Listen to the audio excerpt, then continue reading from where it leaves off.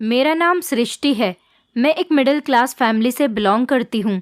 एक दिन रात का टाइम था। मैं अपने घर में बैठी हुई थी और अपने पापा के आने का इंतज़ार कर रही थी। मेरी माँ तो थी नहीं, उनका देहांत काफ़ी सालों पहले हो चुका था। अपने घर में सिर्फ हम बाप बेटी ही रहते थे। इंतज़ार करते हुए थोड़ी ही देर के बाद मुझे दरवाजे पर दस्तक सुनाई दी। मुझे लगा पापा ही आए होंगे। मैं जैसे ही दरवाज़ा खोलने के लिए गई तो ये देखकर हैरान रह गई। हमारे घर की नौकरानी संध्या वो बुरी तरह से रो रही थी, जबकि वो तो हमारे घर में काफ़ी सालों से काम कर रही थी। ना जाने आज वो क्यों रो रही थी और बहुत परेशान भी लग रही थी। इस नौकरानी को रखने की वजह ये थी कि मैं दिन के टाइम कॉलेज जाती थी और मुझे घर लौटते लौटते रात हो जाती थी। मैं रात के लगभग 8 बजे तक घर आती थी। इसी वजह से मैं घर में कोई काम नहीं कर पाती थी। संध्या को हमने घर के कामों पर रखा हुआ था, मगर आज मैंने देखा कि वो बहुत परेशान थी। रोते हुए हमारे घर के अंदर दाखिल हुई थी। मैंने उससे पूछा कि संध्या, क्या बात है, तुम क्यों रो रही हो? तो वो कहने लगी, सृष्टि मालकिन, मत पूछो मेरे साथ क्या हुआ है। मेरे साथ जो हुआ है वो आपको मैं बता नहीं सकती। मैं संध्या को देखकर दुखी हो गई थी। संध्या बहुत अच्छी लड़की थी और उसने पिछले 4 सालों से हमारे घर पर ईमानदारी से घर के सारे काम की जिम्मेदारी उठाई हुई थी। वो मेरी और पापा की बहुत सेवा करती थी और हमेशा वो मेरे काम आती थी। हर अच्छे बुरे हालात में उसने मेरा साथ दिया था और मदद की थी। और आज वो हमारा घर छोड़कर जाने की बात कर रही थी। कहने लगी, बड़े मालिक ने मुझे काम से निकाल दिया है। मैं उसकी ये बात सुनकर हैरान रह गई थी। पापा ने तो हमेशा संध्या को अपनी बेटी की तरह समझा था और कभी उसको किसी गलत काम पर डांटा तक नहीं था। मैंने उससे कहा कि ऐसा क्यों कहा पापा ने तुमसे? क्यों उन्होंने तुम्हें काम से निकाल दिया? कोई बात हुई है क्या? तुम मुझे बता सकती हो, मैं तुम्हारी मदद करूंगी। वो रोते हुए कहने लगी, संध्या मालकिन, मैं तो आपसे बस यही कहूंगी कि बड़े मालिक किसी गलत कामों में पड़ गए हैं। मैंने तो बस उनसे यही पूछा था कि आपने इस बर्तन में क्या रखा है। मैं सुबह सुबह काम करने के लिए यहाँ आई थी। आप कॉलेज गई हुई थी। आपके पापा ही घर पर थे। उन्होंने बर्तन में कोई अजीब सी चीज़ रखी हुई थी जिसे वो बड़े ध्यान से देख रहे थे। मैंने सोचा कि मैं सारे बर्तन धोकर ही यहाँ से जाऊंगी ताकि घर आकर आपको कोई काम ना करना पड़े। पर आपके पापा ने मुझे जोर से धक्का दिया और कहने लगे कि आज के बाद तुम्हें हमारे घर पर काम करने आने की बिल्कुल भी ज़रूरत नहीं। तुम्हें जो भी करना था बस तुमने बहुत कर लिया। मैं कोई और नौकरानी रख लूँगा। मुझे उन्होंने कुछ कहने का मौका ही नहीं दिया। उन्होंने कहा कि मुझे सवाल जवाब करने वाले लोग बिल्कुल भी पसंद नहीं हैं। देखो मालकिन, आपके पापा ने तो मेरी इतने सालों की मेहनत भी नहीं देखी, बस अपना फैसला सुनाकर मुझे घर से निकाल दिया था। मैं संध्या की बात सुनकर हैरान रह गई थी कि भला पापा ऐसा कैसे कर सकते हैं। मुझे तो यकीन ही नहीं आ रहा था उसकी बात पर। और फिर मेरे पापा उस बर्तन के अंदर क्या लाए थे, ये बात तो मैं खुद भी नहीं जानती थी। इतनी सी बात की वजह से पापा ने आखिर संध्या को घर से बाहर निकाल दिया। ये बात बहुत हैरान कर देने वाली थी। मैं तो इस बात पर यकीन भी नहीं कर पा रही थी। मैंने सोचा कि मैं इस बारे में पापा से ही बात करूंगी कि आखिर उन्होंने ऐसा क्यों किया। अभी संध्या और मैं इस बारे में बातें कर ही रहे थे कि थोड़ी देर के बाद दरवाजे पर दोबारा से दस्तक हुई। मैंने देखा कि पापा आ गए थे। संध्या कहने लगी, मालकिन, मैं आपके कमरे में छुपकर कहीं बैठ जाती हूँ। आप बड़े मालिक से कह देना कि आपकी कोई दोस्त आई है। अगर उन्होंने मुझे यहाँ पर देख लिया तो वो मुझ पर बहुत गुस्सा करेंगे। मैं नहीं चाहती कि मैं अपनी वजह से उन्हें और ज़्यादा गुस्सा होते हुए देखूं। मैं बड़े मालिक की बहुत इज्जत करती हूँ, पर आप मेरी बात को याद रखना। आपके पापा ज़रूर आपसे कुछ छुपा रहे हैं और वो मुझसे भी कोई ज़रूरी बात छुपाना चाह रहे थे। वो नहीं चाहते थे कि ये बात किसी को भी पता चले और उनके काम में कोई दखलंदाजी करे। मुझे तो उनके काम से कोई मतलब नहीं है, लेकिन आप तो इस घर में ही रहती हो। देख लेना कि आपके पापा क्या करते हैं। उसकी ये बात सुनकर मैं बहुत हैरान हो गई थी। फिर मैं दरवाज़ा खोलने के लिए चली गई। मैंने दरवाज़ा खोला तो पापा घर के अंदर आ चुके थे। वो मेरे कमरे की तरफ जा रहे थे। मैंने उन्हें कहा कि पापा, मेरी एक दोस्त आई है। वो मेरे रूम में बैठी हुई है। मैं उसके और अपने लिए चाय बना देती हूँ। पापा के हाथ में दूध की थैली देखकर जब मैंने ये बात कही तो पापा बात को गोल गोल करने लगे और इधर उधर देखने लगे।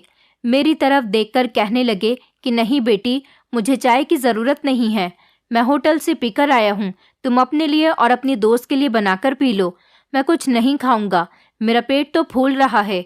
मैंने पापा से कहा, लेकिन पापा आप ये दूध की थैली मुझे दे दीजिए, मैं दूध उबाल कर अपनी और अपनी फ्रेंड के लिए चाय बना लेती हूँ।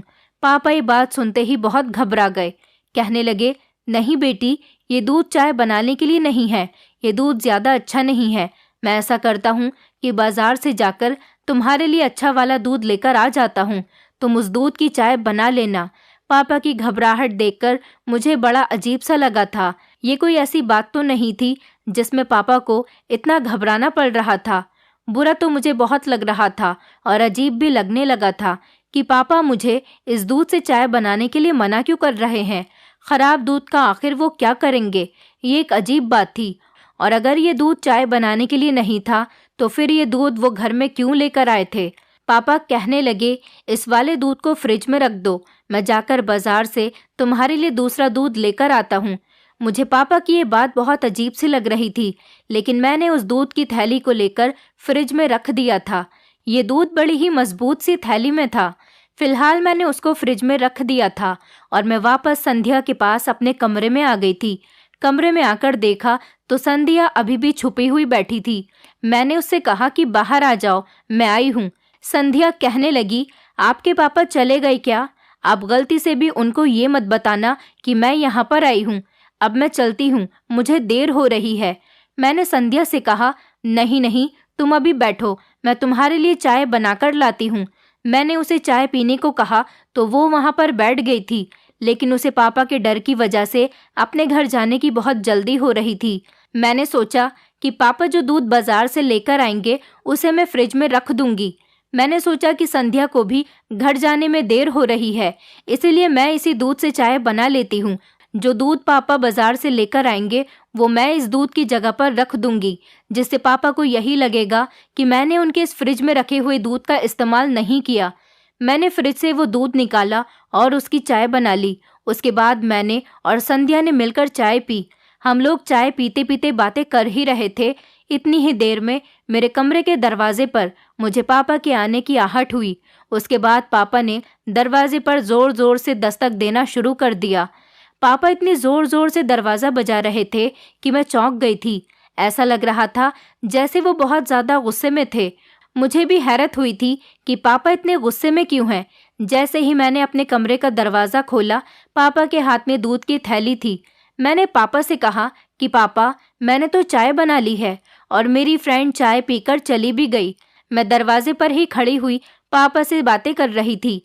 मैं नहीं चाहती थी कि पापा को संध्या के बारे में पता चले कि वो अभी भी हमारे घर पर ही मौजूद है, क्योंकि वो बेचारी खुद भी बहुत डरी सहमी हुई थी। ये सुनते ही पापा को और भी ज़्यादा गुस्सा आ गया। वो गुस्से में लाल पीले होने लगे। कहने लगे कि मैंने तुम्हें मना किया था ना, इस दूध से चाय नहीं बनानी है, फिर तुमने ऐसा क्यों किया? मैं तुम्हारे लिए बाजार से दूसरा दूध लेने के लिए गया तो था, तुम्हें उसकी चाय बनानी नहीं चाहिए थी। तुमसे इतनी देर का सब्र भी नहीं हुआ और तुमने चाय बनाकर पी भी ली। मैं तुम्हें एक बात बार बार समझाता हूँ तो तुम उस पर ध्यान क्यों नहीं देती हो? तुम्हें अपने माता पिता की बात एक बार में समझ नहीं आती है क्या? ये बातें सुनकर मेरा दिल तो दहल कर रह गया था। मैं सोच भी नहीं सकती थी कि मेरे पापा इतने भी ज़्यादा गुस्से में आ सकते हैं। मुझे उनसे इस तरह के गुस्से की उम्मीद बिल्कुल भी नहीं थी। आज पहली बार पापा ने मुझ पर इतना ज़्यादा गुस्सा किया था। पापा इतनी छोटी सी बात पर इतना ज़्यादा नाराज़ हो रहे थे कि उन्होंने सारे घर में हंगामा मचा दिया था। कहने लगे कि तुमने मेरा बहुत बड़ा नुकसान कर दिया है।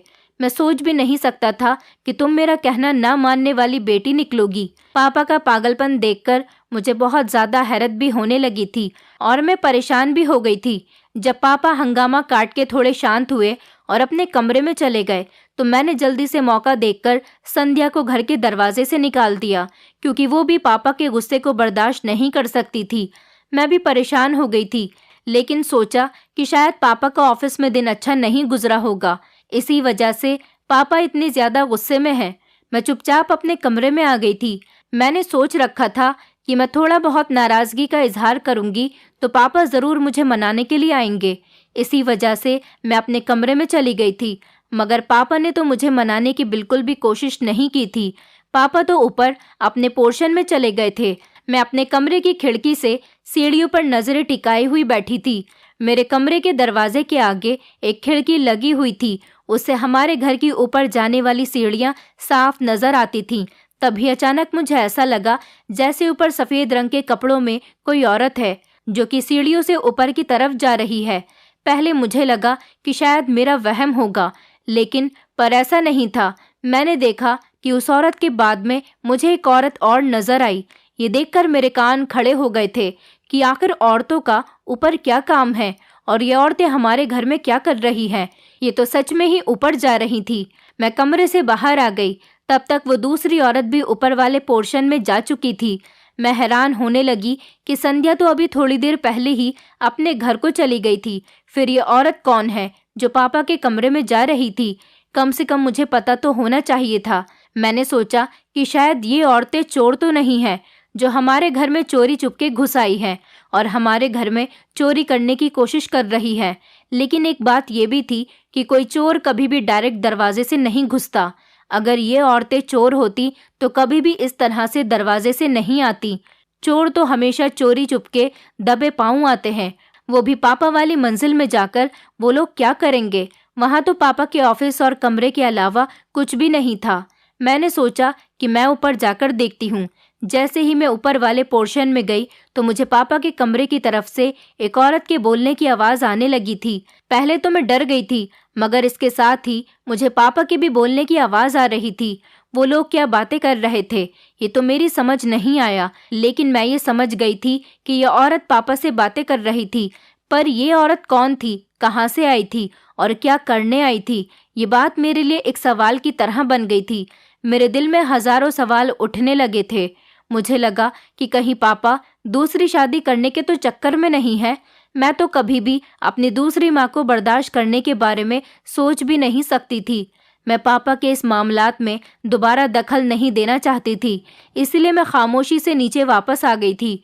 मुझे अपने किसी भी सवाल का कोई जवाब नहीं मिला था।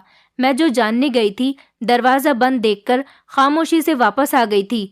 मैंने सोचा कि मैं रात का खाना बना लेती हूँ और आज मैं खाना पापा की पसंद का ही बनाती हूँ।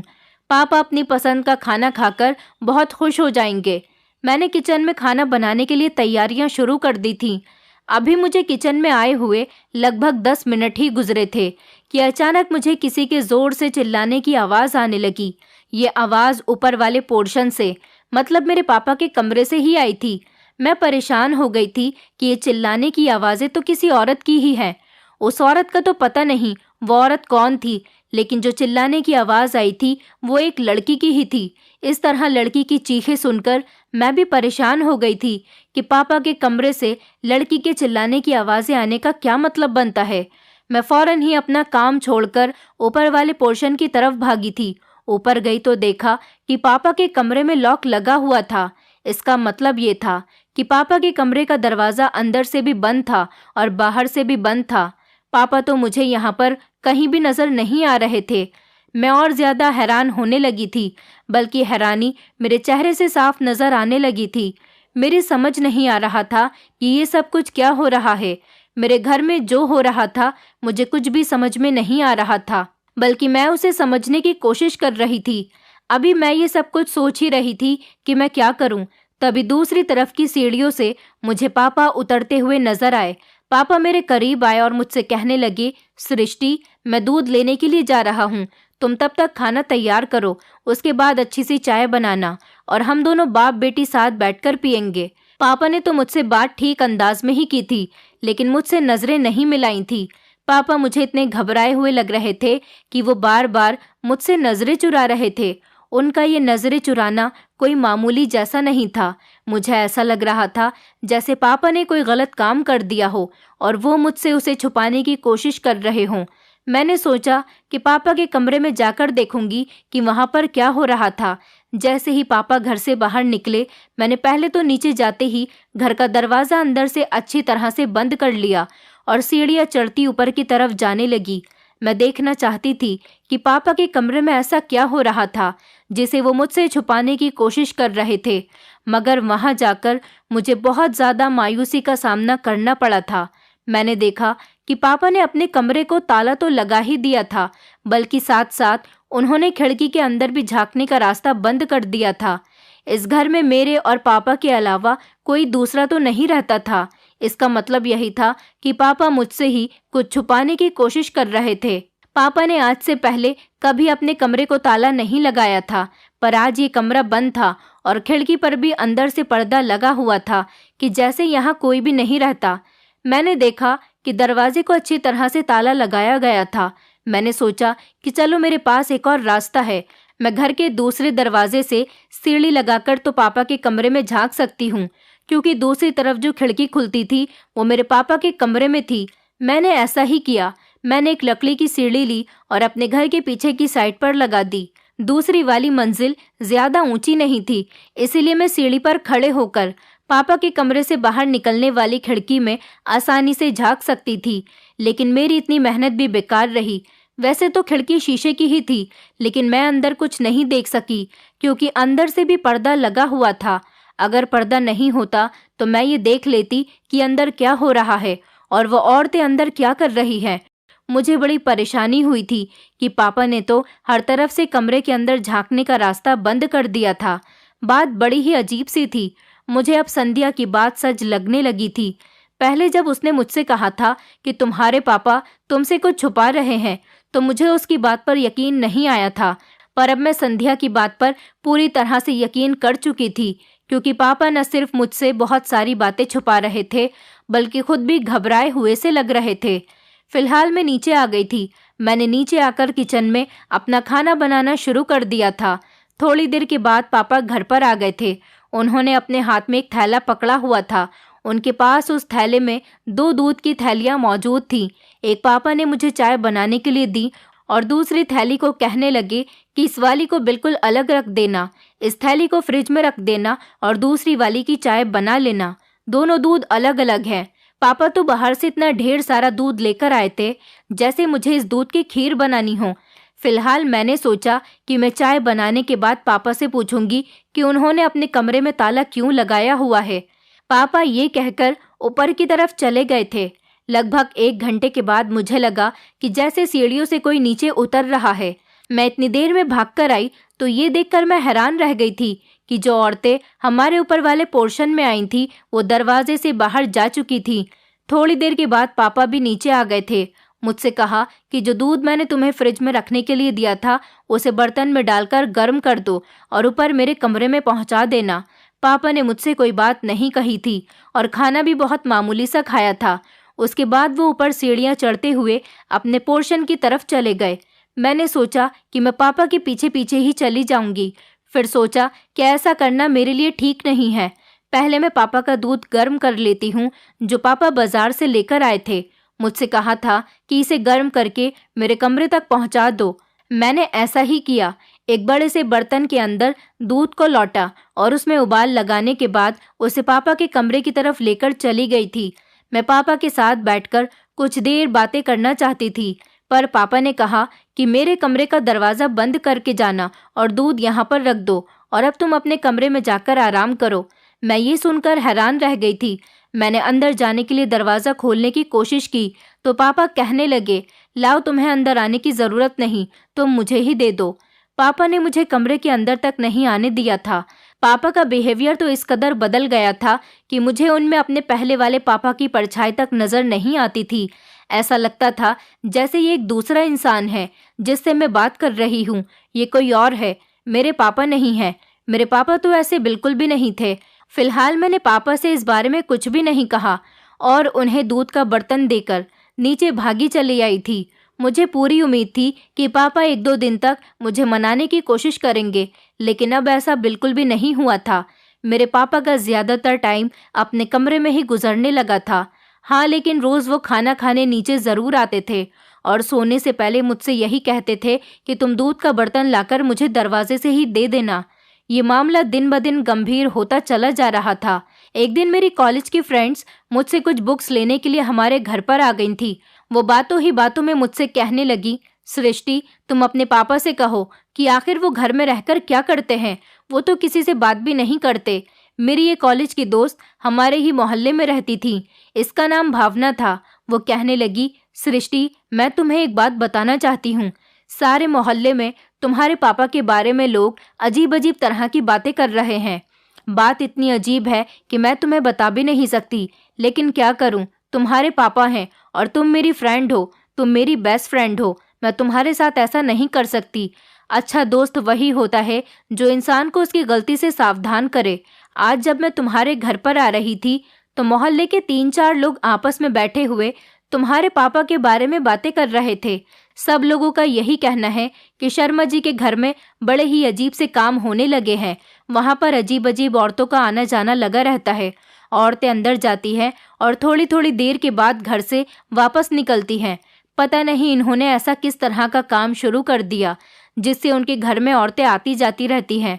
कम से कम उन्हें इस बात का तो एहसास होना चाहिए कि वो बहुत शरीफ इंसान है और उनकी शराफत की वजह से ही उनकी बेटी के इतने अच्छे अच्छे रिश्ते भी आते हैं, जबकि तुम्हारे पापा तुम्हारी अभी शादी नहीं करना चाहते, इसलिए वो रिश्ते नहीं ले रहे। लेकिन अगर इसी तरह की बातें होने लगी कि जिससे मोहल्ले वालों का भरोसा खत्म हुआ, तो कोई भी तुम्हारे घर से रिश्ता नहीं करेगा। रिश्ता करना तो दूर की बात, कोई तुम्हारे घर पर भटकना भी पसंद नहीं करेगा। भावना की बात सुनकर तो मुझे बहुत परेशानी हो गई थी। मैं उसकी बातों से बहुत परेशान हो गई थी। सब लोग जो बातें कर रहे थे वो किसी न किसी हद तक सही भी थी, क्योंकि मुझे भी अब कुछ गड़बड़ी का एहसास हो रहा था और कुछ बातें गलत भी थी। उनकी बातों की ना ही कोई बुनियाद थी। मैं अपने पापा के बारे में कोई गलत बात तो नहीं सोच सकती थी और ना ही मेरे दिमाग में कोई ऐसी बात आई थी। लेकिन फिर मेरे दिल में ख्याल आया कि उस दिन जो साड़ी में औरतें घर पर आई थी और पापा के कमरे में जा रही थी, उसके बाद पापा का घर से बाहर निकलना, ये सारी बातें तो बहुत अजीब सी थी। लेकिन जाहिर सी बात है, किसी भी संतान के लिए अपने पिता के बारे में दूसरों के मुंह से बुराई सुनना कोई छोटी बात नहीं होती। इंसान मायूस हो जाता है और बुरी बुरी बातें सोचने लग जाता है। पर अब पापा के बारे में ऐसी बातें सोचने पर मैं भी मजबूर हो गई थी। मैंने सोचा कि मैं जाकर डायरेक्ट अपने पापा से खुद बात करती हूँ। उनसे साफ साफ यही पूछूंगी कि अगर आप इस तरह बंद कमरे में क्यों बैठे रहते हो, और मैं घर के दरवाजे पर भी पहरा दूंगी कि कौन सी औरत घर के अंदर आती है और कौन घर से बाहर जाती है। सबसे पूछूंगी कि वो यहाँ पर क्यों आती हैं और बेवजह मेरे पापा को बदनाम क्यों करवा रही हैं।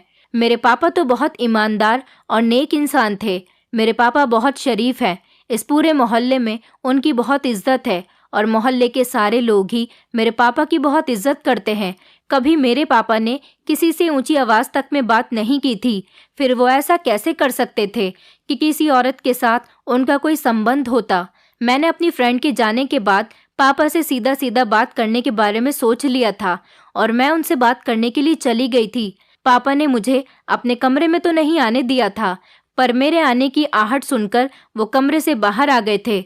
मैंने कहा, पापा, ये आपने अपनी कैसी बदनामी करवाई हुई है। हर कोई आपके बारे में गलत गलत बातें कर रहा है। लोग कहते हैं कि यहाँ पर रंग बिरंगी औरतें आती हैं और आपने भी कमरे का दरवाजा इतने दिनों से बंद कर रखा है। आप एक घर में रहते हुए भी मुझसे बात तक नहीं करते हो। मैं आपकी इकलौती बेटी हूँ। आपको इस बात का एहसास होना चाहिए। शायद आपको मेरी फिक्र ही नहीं है। मेरी बात सुनते ही पापा मुस्कुरा उठे और कहने लगे, बेटी, तुम्हें किसी भी बात की फिक्र करने की जरूरत नहीं है। मैं तुम्हारी शादी में इन सब लोगों को हैरान कर दूंगा। किसी की इतनी हिम्मत ही नहीं होगी कि मेरी बेटी के बारे में कोई ऐसी बात करे। मैंने कहा, पापा, वो तो ठीक है, लेकिन आप तो ऐसी वैसी बातें नहीं करेंगे। लोग हमारे बारे में क्या सोचेंगे? लोग तो यही कहते हैं कि हमारे घर में रंग बिरंगी औरतों का आना जाना है। उस दिन भी मैंने एक औरत को ऊपर आपके कमरे में जाते हुए देखा था। मुझे खुद भी अजीब सा लगा था। पापा, मैं आपके बारे में किसी से भी कोई गलत बात सुनकर उसे बर्दाश्त नहीं कर सकती और मैं खुद भी आपके बारे में कुछ गलत नहीं सोच सकती। लेकिन जो सच और हकीकत मुझे अपनी आंखों के सामने नजर आती है, मैं उस पर अपनी आंखें भी तो बंद नहीं कर सकती हूँ ना। आप ही देखिए पापा कि ये सब कुछ क्या हो रहा है। आपने कभी सोचा है कि इस घर में आपकी एक बेटी भी रहती है? आपकी इन हरकतों की वजह से मोहल्ले वाले मुझसे भी नफरत करने लगेंगे। मुझसे कोई बात तक करना पसंद नहीं करेगा। पापा, आपने तो अपनी जिंदगी गुजार ली है, अब आप मेरी जिंदगी के बारे में सोचिए। आप मेरी जिंदगी को क्यों नर्क बना रहे हैं?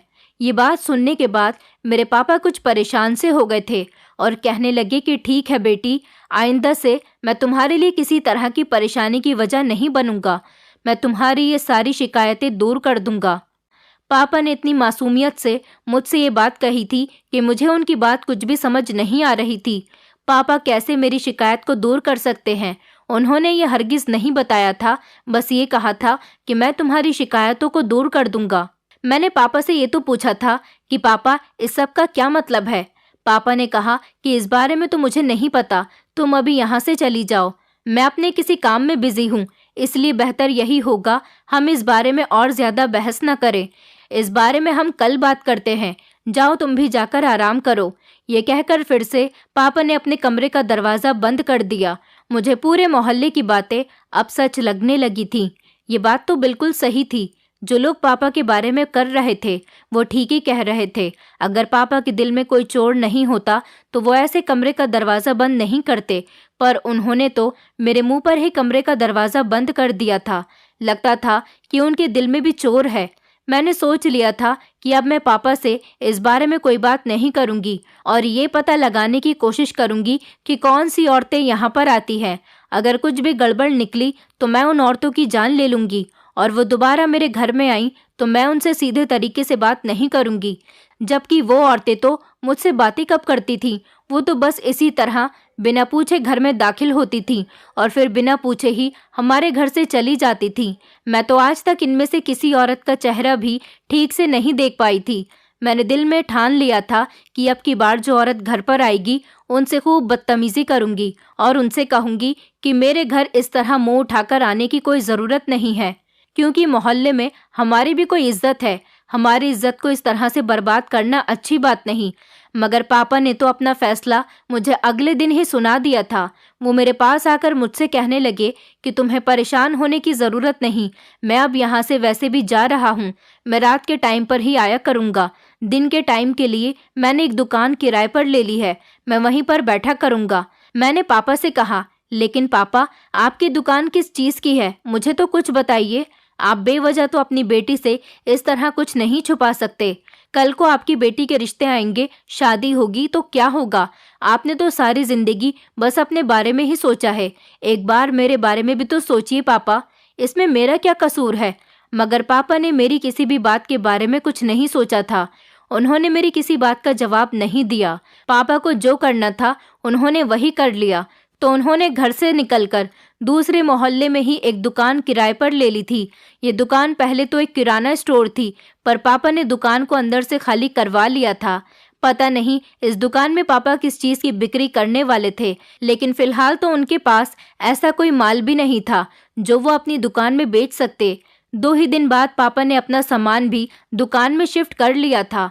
एक सिंगल बेड, टेबल, कुर्सी और अपनी कुछ बुक्स वगैरह और कुछ ज़रूरत का सामान। मैंने पापा से कहा कि मैं आपकी दुकान पर आऊंगी, मुझे भी देखना है कि आप अपनी दुकान में क्या काम कर रहे हो और आप किस चीज़ की बिक्री कर रहे हो। पापा ने मुझे सख्ती से मना कर दिया। वो कहने लगे कि तुम हरगिज़ मेरी दुकान में नहीं आ सकती। मेरी दुकान में सिर्फ औरतें आ सकती हैं या फिर वो औरतें जिन्हें मेरी ज़रूरत होगी।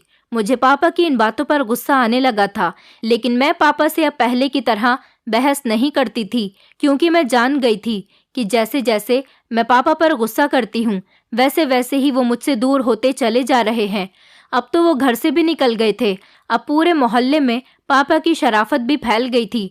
बहुत सारी औरतें थीं जो कि पापा के पास जाती थीं, लेकिन जब भी मैं किसी औरत से पूछती कि तुम पापा के पास क्या लेने जाती हो, आखिर तुम्हारा मेरे पापा से क्या काम होता है, तो वो कोई भी मुझे ढंग से जवाब नहीं देती थी।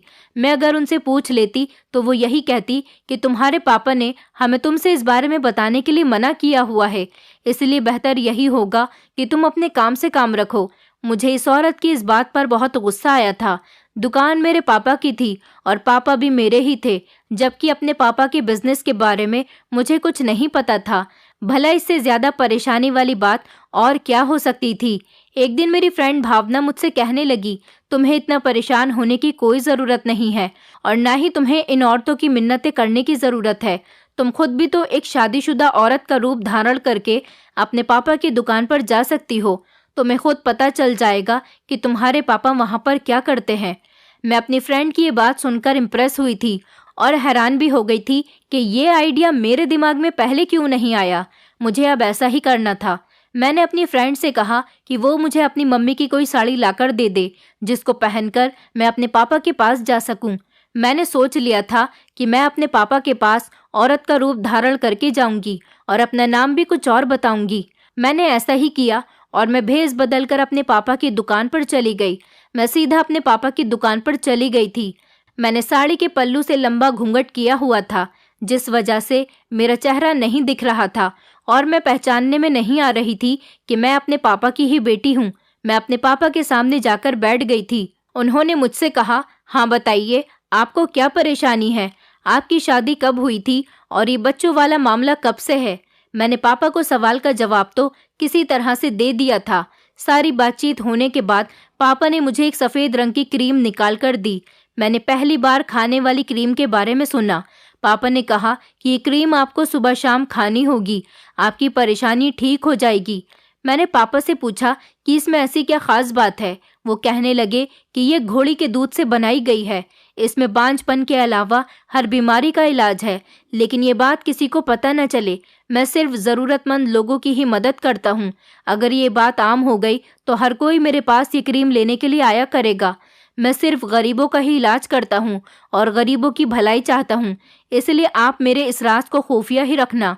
ये बात सुनकर मेरे पैरों तले से ज़मीन निकल गई थी। इसका मतलब ये था कि पापा ये काम कर रहे थे। मैं तो पता नहीं पापा के बारे में क्या क्या समझ रही थी। मैंने तो पापा पर बहुत ही शक किया था। इस टाइम मुझे एहसास हुआ कि मेरे पापा ने जिंदगी में कोई गलत काम नहीं किया था। तभी तो मुझे हैरत हुई थी कि मोहल्ले की औरतें पापा के खिलाफ नहीं बोलती थी। मर्द ही थे जो उनके बारे में गलत गलत बातें कर रहे थे। मेरे पापा बुरे होते तो मर्द भी और औरतें भी दोनों ही उनके खिलाफ होते, लेकिन ऐसा नहीं था। हर इंसान पापा की कदर करता था, खास करके औरतें। इस वक्त मैं अपने ही घर वापस आ गई थी। मैंने भगवान का शुक्रिया अदा किया कि कहीं मैं अपने पापा के खिलाफ पुलिस थाने में नहीं पहुंची थी, क्योंकि मैं तो उन्हें बहुत बड़ा मुजरिम समझने लगी थी। मुझे नहीं पता था कि मेरे पापा गरीब लोगों की भलाई कर रहे थे और उन औरतों का इलाज कर रहे थे जो बेचारी बच्चा पैदा करने के काबिल नहीं थी। दरअसल मेरे पापा घोड़ी के दूध से एक स्पेशल क्रीम बना रहे थे, जिसको खाने से बांझ औरतों के अंदर बच्चा पैदा करने की ताकत आ जाती थी। उन औरतों ने मुझे पिता और बेटी के रिश्ते की शर्म की वजह से ये बात नहीं बताई थी। मुझे अच्छी तरह से ये बात समझ आ गई थी कि मेरे पापा गलत नहीं हैं और ना ही वो कोई गलत काम कर रहे हैं। अब मैंने अपने पापा को रोकना टोकना बिल्कुल बंद कर दिया है और मैं उनके साथ बहुत खुश हूँ। मैंने लोगों की बातों पर ध्यान देना भी बंद कर दिया, बल्कि कुछ औरतें तो मेरे पापा को बहुत सी दुआएं भी देती हैं। दोस्तों, उम्मीद करती हूँ आपको हमारी कहानी पसंद आई होगी। कहानी पसंद आई है तो वीडियो को लाइक करें, चैनल पर नए हैं तो चैनल को सब्सक्राइब करें और हाँ, नोटिफिकेशन बेल को ज़रूर दबाएं ताकि अगली अपडेट सबसे पहले आपको मिले।